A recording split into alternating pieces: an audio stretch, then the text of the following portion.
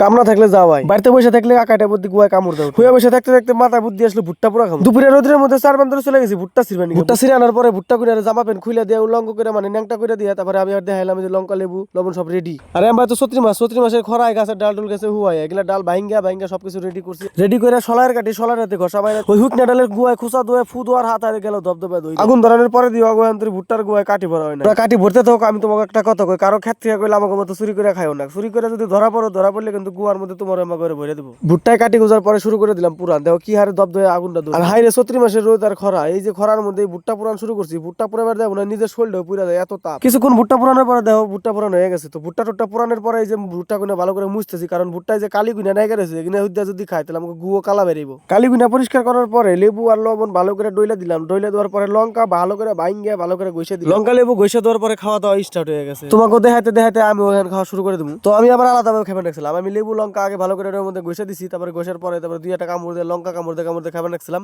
এটা ভালো টেস্ট লাগবে না। তো আমাকে মতো কিরা বান্নামি করে এইভাবে খাইছে ভুট্টা পুরো মানুষের ক্ষেত থেকে চুরি করে আনে, কমেন্ট করে জানাইও। তো আমি আর মিথ্যা কথা আর থেয়া পাইলাম না, কারণ এই ভুট্টা গুলো কারো ক্ষেতের চুরি করা না, এই ভুট্টা গুলো আমাকে 4 জনের মধ্যে একজনের ক্ষেত থেকে আনা হয়েছিল।